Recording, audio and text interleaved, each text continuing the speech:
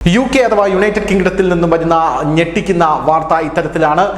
UK ഇപ്പോൾ ഇസ്ലാമിക്കിന്റെ western capital ആയി മാറുകയാണ് എന്ന റിപ്പോർട്ടുകളാണ് ഇപ്പോൾ പുറത്തു വന്നുകൊണ്ടിരിക്കുന്നത്. 85 ശരിയ കോടതികളാണ് ഇപ്പോൾ യുണൈറ്റഡ് കിങ്ഡം ആ രാജ്യത്ത് തുറന്നിരിക്കുന്നത്. UK വെസ്റ്റേൺ ക്യാപിറ്റൽ ഇസ്ലാമിക് റൂളിംഗ്സിന്റെ, അതായത് ഇസ്ലാമിക ഭരണത്തിന്റെ വെസ്റ്റേൺ പടിഞ്ഞാറൻ ക്യാപിറ്റലായി UK എന്ന് പറയുന്ന യുണൈറ്റഡ് കിങ്ഡം എന്ന് പറയുന്ന നഗരം മാറുന്നു എന്ന് പറയുന്ന രാജ്യം മാറുന്നു എന്ന റിപ്പോർട്ടുകളാണ് ഇപ്പോൾ പുറത്തു വരുന്നത്. നമുക്കറിയാം UK-യിൽ കുടിയേറ്റക്കാരുടെ ഭീകരത ഭീകരമായി തന്നെ തുടരുകയാണ്. അവിടെ വലിയ രീതിയിലുള്ള പ്രതിഷേധവും പ്രക്ഷോഭവും കലാപവും വരെ നമ്മൾ കണ്ടതാണ്. കുടിയേറ്റക്കാരെ നിയന്ത്രിക്കാനാണ് ബ്രെക്സിറ്റിൽ നിന്ന് പോലും ബ്രിട്ടൻ പുറത്തേക്ക് പോകുന്ന കാഴ്ച നമ്മൾ കണ്ടത്.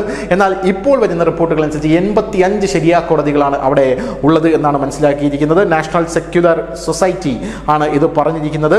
ഒരു പാരലൽ ലീഗൽ സിസ്റ്റം തന്നെ, അതായത് ഒരു സമാന്തര നിയമവ്യവസ്ഥ തന്നെ UK-യുടെ നിയമവ്യവസ്ഥയ്ക്ക് പുറത്ത് നിന്നുകൊണ്ട് അവർ ഉണ്ടാക്കുന്നുണ്ട് എന്നാണ് ഇപ്പോൾ വരുന്ന റിപ്പോർട്ടുകൾ സൂചിപ്പിക്കുന്നത്.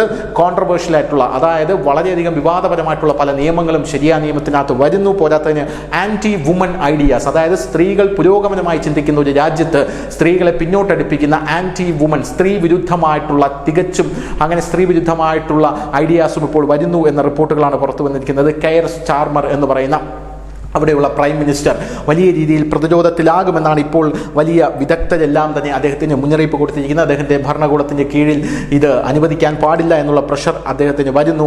യഥാർത്ഥത്തിൽ എന്താണ് ഈ ശരിയാ കോടതിയിലൂടെ അവർ ഉദ്ദേശിക്കുന്നതെന്ന് ചോദിച്ചു കഴിഞ്ഞാൽ, ഒന്നാമത്തെ കാര്യം, ഈ ശരിയാ കോടതികൾ എന്ന് പറയുന്നത് ഒഫീഷ്യൽ കോടതികളല്ല. പ്രധാനമായും ശരിയാ കോടതികൾ അവിടെ ഉന്നം വയ്ക്കുന്നത് ലീഗലി പ്രശ്നങ്ങൾ സോൾവ് ചെയ്യുക എന്നുള്ളതല്ല, മറിച്ച് മതപരമായി പ്രശ്നങ്ങൾ സോൾവ് ചെയ്യുക എന്നുള്ളതാണ്.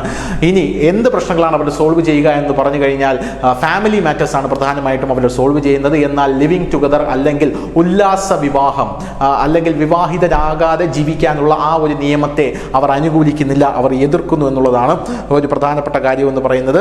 ഈ ശരിയാ കൗൺസിൽ എന്ന് പറയുന്ന കൗൺസിലുകൾ അവിടെ രൂപപ്പെട്ടു വരുന്നു എന്ന റിപ്പോർട്ടുകളും ഇപ്പോൾ പുറത്തു വരുന്നുണ്ട്. എന്തായാലും UK-യിൽ ഇതെല്ലാം കണ്ടുകൊണ്ട് തന്നെ വലതുപക്ഷ രാഷ്ട്രീയവും ശക്തിപ്പെടുന്നുണ്ട് എന്നുള്ളത് വേറൊരു കാര്യം. News desk, news India Malayalam.